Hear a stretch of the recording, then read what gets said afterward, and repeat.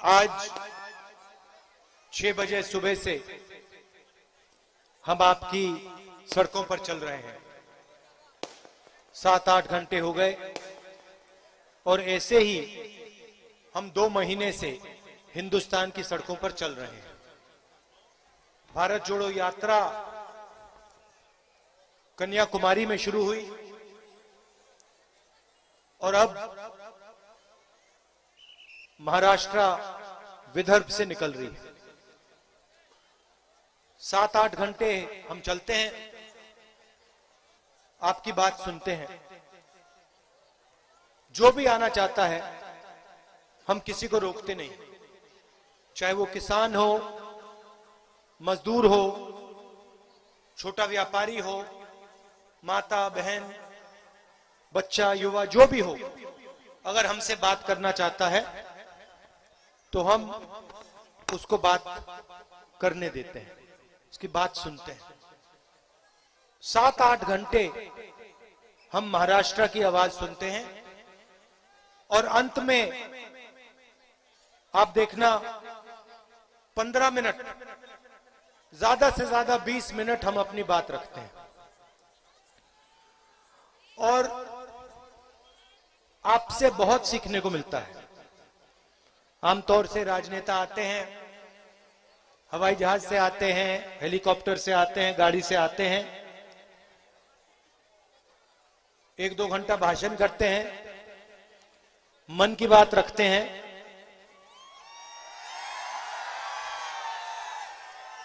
हमारा तरीका दूसरा है, हम आपकी मन की बात सुनना चाहते हैं, समझना चाहते हैं।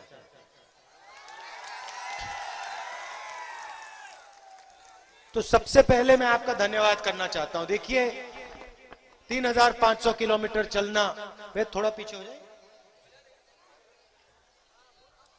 3500 किलोमीटर नहीं, वो मुझे दिखाई नहीं दे रहे थे। 3500 किलोमीटर चलना इतना आसान नहीं होता है, मगर दिन भर आप लोगों की शक्ति, आप लोगों का प्यार, आप लोगों का भरोसा अगर किसी भी व्यक्ति को मिले तो 3500 क्या वो 10, 15, 20 हजार किलोमीटर चल जाएगा। और आप देखिए, मेरा चेहरा देखिए, या हमारे नेताओं का चेहरा देख लीजिए, सब मुस्कुरा रहे हैं। कोई थका तो नहीं लग रहा ना? क्यों? क्योंकि हम अपनी शक्ति का प्रयोग नहीं कर रहे हैं, हम आपकी शक्ति का प्रयोग कर रहे हैं। आपकी शक्ति हमारे को मदद कर रही है, आपकी शक्ति हमारे को श्रीनगर तक पहुंचाएगी। और ये हमारा जो तिरंगा है, दिनेश जी इसको लाइए सामने, इसको थोड़ा ऊपर दिखाओ। ये जो हमारा तिरंगा है, ये हमारे साथ कन्याकुमारी से श्रीनगर जाएगा और श्रीनगर में इसको भारत जोड़ो यात्रा लहराने का काम करेगी। और कोई भी शक्ति इस यात्रा को श्रीनगर से पहुंचने तक नहीं रोक सकती। तो आपका दिल से धन्यवाद करना चाहता हूं। कल सुबह यहीं से शुरू होगी, आ जाना, 2-3 किलोमीटर चल लेना और चलने के बाद 2 मिनट में मैं आपसे मिल लूंगा और जो कहना होगा कह लेना। तो इस यात्रा के पीछे जब हमने ये शुरू की, बीजेपी के नेताओं ने कहा इस यात्रा का क्या मतलब है।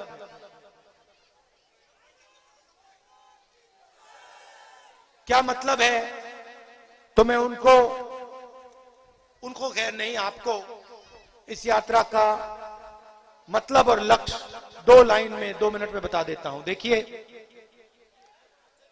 हर प्रदेश में, चाहे वो केरला हो, महाराष्ट्र हो, हर प्रदेश को उस प्रदेश के, देश के महापुरुषों ने रास्ता दिखाने का काम किया था। सही बात है। महाराष्ट्र को और हिंदुस्तान को, सिर्फ महाराष्ट्र को नहीं, हिंदुस्तान को छत्रपति शिवाजी महाराज, बाबा साहब अंबेडकर, महात्मा फूले, साहू जी महाराज, इन्होंने रास्ता दिखाने का काम किया था। सही। अब आप मुझे बताओ, इनमें से किसी ने नफरत फैलाने की बात की थी क्या? शिवाजी महाराज ने यह कहा था कि गरीबों को मारना है, कुचलना है? नहीं। अंबेडकर जी ने, फूले जी ने, साहू महाराज जी ने, शिवाजी महाराज जी ने जोड़ने की बात की थी, भाईचारे की बात की थी, नफरत की बात तो नहीं की ना। तो यही इस यात्रा का लक्ष्य, जो उन्होंने कहा। हम कोई नई चीज नहीं कह रहे हैं कि हमने कोई नई चीज सोच ली, हम कोई नई चीज नहीं कह रहे हैं। जो छत्रपति शिवाजी महाराज ने कहा वो ये यात्रा कर रही है। जो अंबेडकर जी ने कहा, अंबेडकर जी ने क्या कहा? अंबेडकर जी ने कहा, सबसे पहले क्या दिया अंबेडकर जी ने? संविधान जी दिया। और उन्होंने कहा, हर हिंदुस्तानी से कहा, संविधान की रक्षा करो। सही बात। यह यात्रा संविधान की रक्षा कर रही है। ये जो 3500 किलोमीटर हम चल रहे हैं, कॉन्स्टिट्यूशन की रक्षा करने के लिए हम चल रहे हैं।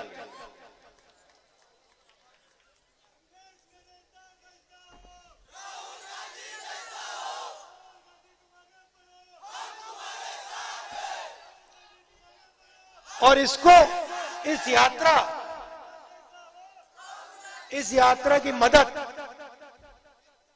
आप लोग कर रहे हो। इसका मतलब जो शिवाजी महाराज जी ने कहा, जो अंबेडकर जी ने कहा, जो साहू महाराज जी ने, फूले जी ने कहा, वही काम आप सब कर रहे हो। जब आप हमारी मदद कर रहे हो, जब आप हमारे साथ चल रहे हो, यह काम आप कर रहे हो। अब देखिए, दूसरी चीज बताता हूं। अब यह यात्रा कितने दिन? 70 दिन हो गए तकरीबन, 70 दिन हो गए।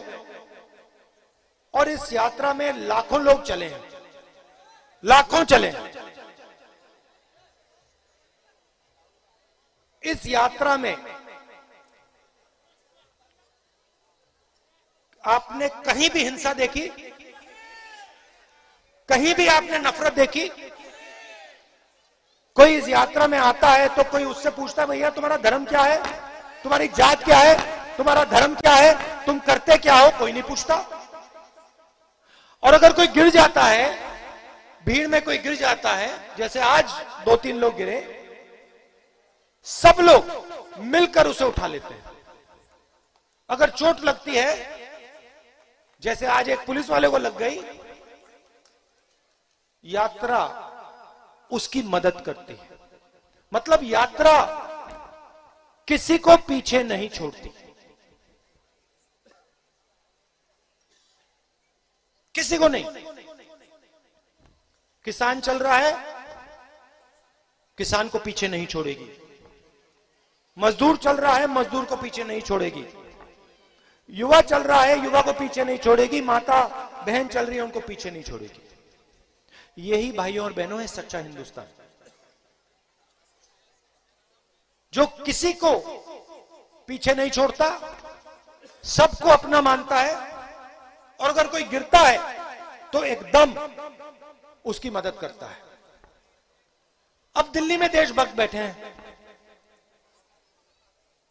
महाराष्ट्र में देशभक्त बैठे हैं, उधर नरेंद्र मोदी जी, और इधर पता नहीं इनको कौन सी पार्टी का कहा जाए, क्या कहा जाए।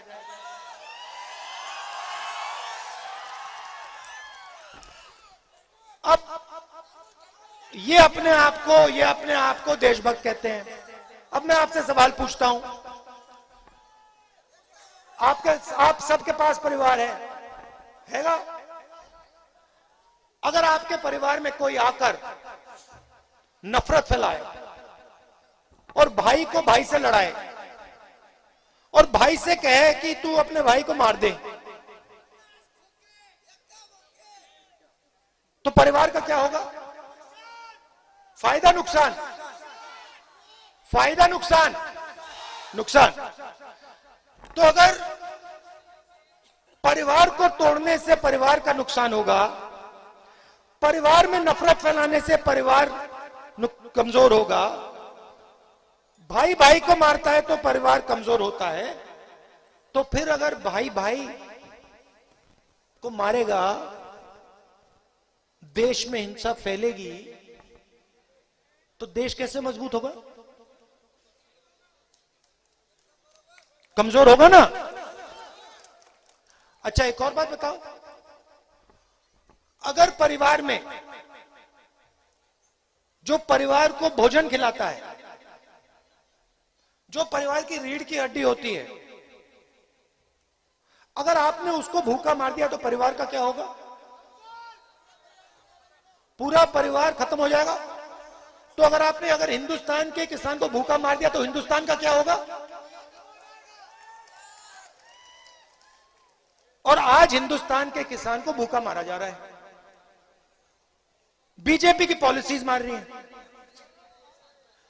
आप किसी भी किसान से पूछ लो, मैं हजारों से मिल चुका हूं, सारे के सारे आपको कहते हैं हमें सही दाम नहीं मिलता।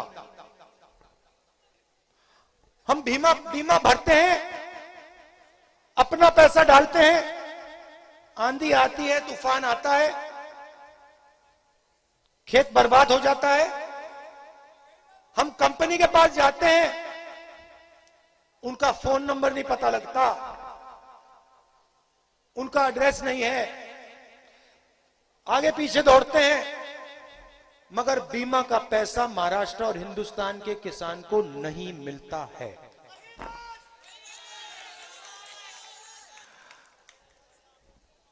और जैसे ही किसान की फसल होती है, जैसे ही बेचने का टाइम आता है, वैसे ही हिंदुस्तान की सरकार एक्सपोर्ट इंपोर्ट पॉलिसी को बदल देती है और किसान का जो दाम होता है उसको गिरा देती है। ठीक है, और आगे चलते हैं। किसान को डीजल की जरूरत होती है, पेट्रोल की जरूरत होती है, गैस की जरूरत होती है खाना पकाने के लिए। गैस का क्या दाम था यूपीए के समय? 400 रुपए। आज क्या है? 1200। पेट्रोल का क्या दाम था? 60 रुपए। आज क्या है? डीजल का क्या था? आज क्या है? यह पैसा किसकी जेब से निकल रहा है? किसान के जेब से निकल रहा है। तो इनका पूरा का पूरा लक्ष्य, जो देश की रीढ़ की हड्डी है, देश को भोजन देता है, 24 घंटा काम करता है, सबसे पहला इनका लक्ष्य उसकी रीढ़ की हड्डी तोड़ने का है। उसको खत्म कर दो। फिर कहते हैं हम देशभक्त हैं। जो किसान को बर्बाद कर रहा है वो देशभक्त हो सकता है क्या? ठीक है। फिर नरेंद्र मोदी जी ने कहा काले धन के खिलाफ लड़ाई लड़नी है। 8 बजे रात को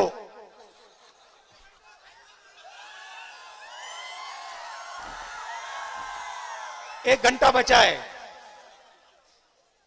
1 घंटे बाद उन्होंने कहा, टीवी पे आके कहा, भाई और बहनों, मैं 500 रुपए और 1000 रुपए का नोट रद्द करने जा रहा हूं। अब देखो, उस टाइम कहा था काले धन को मिटा दूंगा।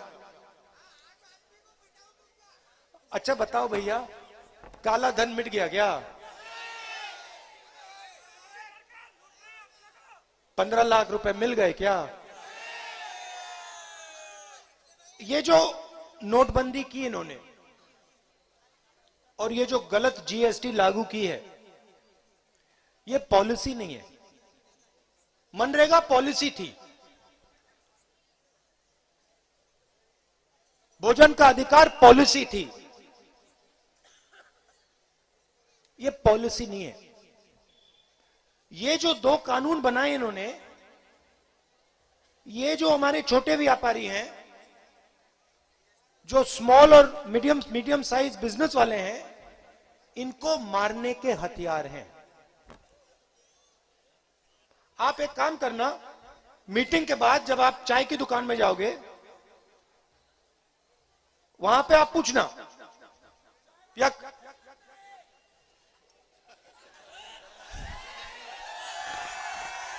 वहां पे आप पूछना कि भाई राहुल गांधी ने कहा कि ये जो नोटबंदी की और ये गलत जीएसटी लागू की, ये आपको खत्म करने के हथियार थे।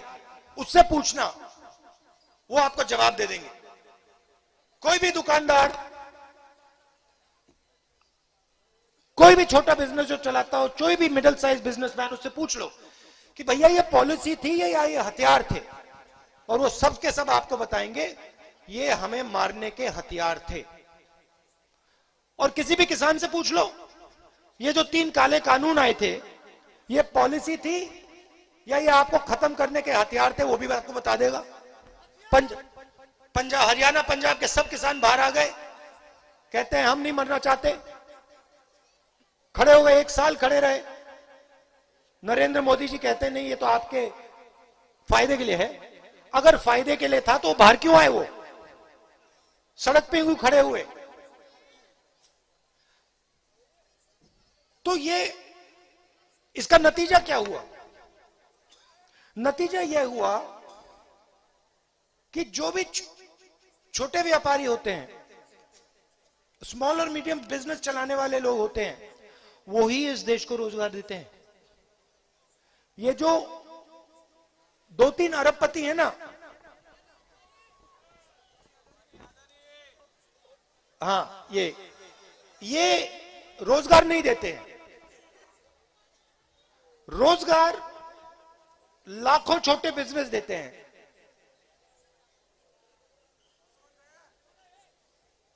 इन्होंने क्या किया? इन 2 हथियारों से ये जो रोजगार की रीढ़ की हड्डी थी, इसको तोड़ दिया। और नतीजा क्या है? नतीजा है कि मैं कन्याकुमारी से यहां तक आया हूं, और यहां पे जो भी युवा मुझे मिलता है, वो कहता है भैया मैं बेरोजगार हूं, मुझे रोजगार नहीं मिला। कहते हैं मैं इंजीनियरिंग पढ़ी मैंने, मुझे मजदूरी करनी पड़ रही है। डॉक्टर बनना चाहता था, कोई आर्मी में जाना चाहता था, सब रास्ते नरेंद्र मोदी जी ने बंद कर दिए। पहले क्या होता था? आर्मी में कितने साल के लिए जाते थे लोग?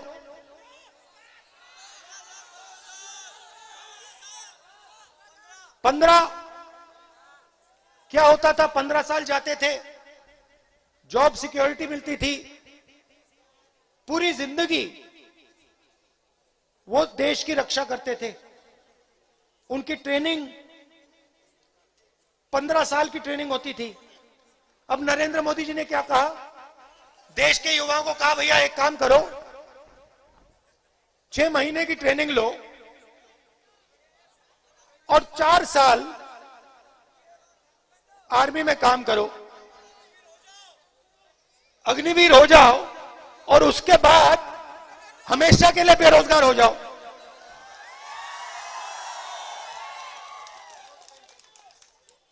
अब देखिए, युवा के दिल में भावना है, देश की रक्षा की भावना है, और आप उससे कह रहे हो कि 6 महीने ट्रेनिंग करो, 4 साल आर्मी में जाओ, और फिर अपनी पूरी जिंदगी बेरोजगारी में काटो। और फिर कहते हैं भाई हम तो देशभक्त हैं। अच्छा मुझे एक बात बताओ, चाइना का सैनिक जो है वो 4 साल का अग्निवीर नहीं है, उसकी ट्रेनिंग 10, 15, 20 साल की है। और हमारे जवान को आप 4 साल की 6 महीने की ट्रेनिंग दे रहे हो। जब लड़ाई होगी उस साइड 10, 15 साल की ट्रेनिंग और इस साइड 6 महीने की ट्रेनिंग, कैसी देशभक्ति है ये? इसका नतीजा आप सब समझ जाओ। तो जो भावना है हमारे युवाओं के दिल में, जो भावना है देशभक्ति की भावना है, उसका मजाक उड़ा रहे हैं,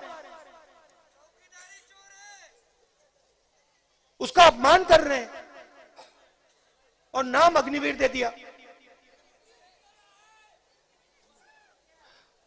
पहले क्या होता था, जो गरीब लोग थे, पिछड़े लोग थे, दलित, आदिवासी, उनके लिए रोजगार का एक और रास्ता था जिसको हम पब्लिक सेक्टर कहते हैं।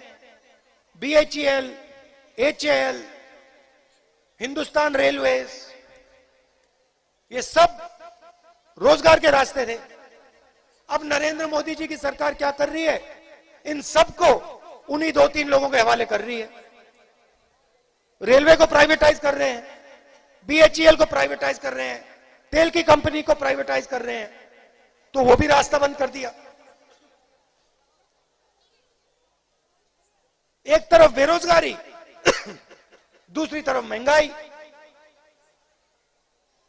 पेट्रोल के दाम बढ़ रहे हैं, डीजल के दाम बढ़ रहे हैं, गैस के दाम बढ़ रहे हैं, किसान को सही दाम नहीं मिलता, बेरोजगारी फैल रही है, और पूरा का पूरा फायदा 2-3 उद्योगपतियों को। उन्हें जो भी चाहिए मिल जाता है भैया, भाई और बहनों। किसान 50,000 रुपए का लोन लेने में मर जाता है,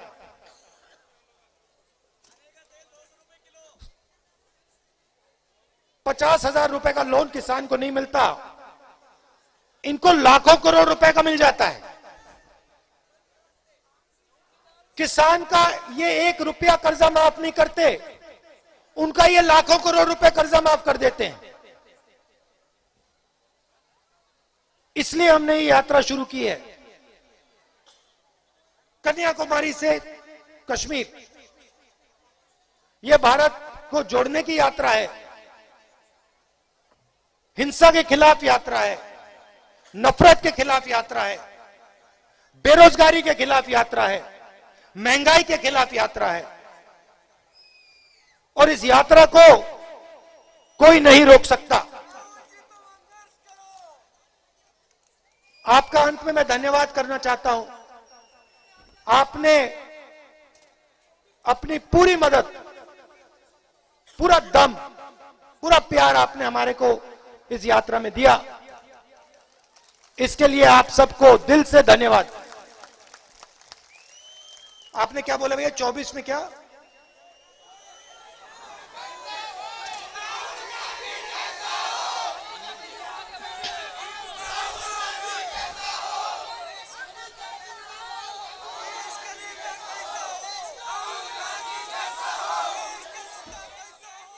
आप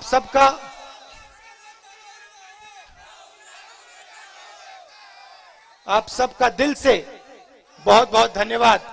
नमस्कार, जय हिंद।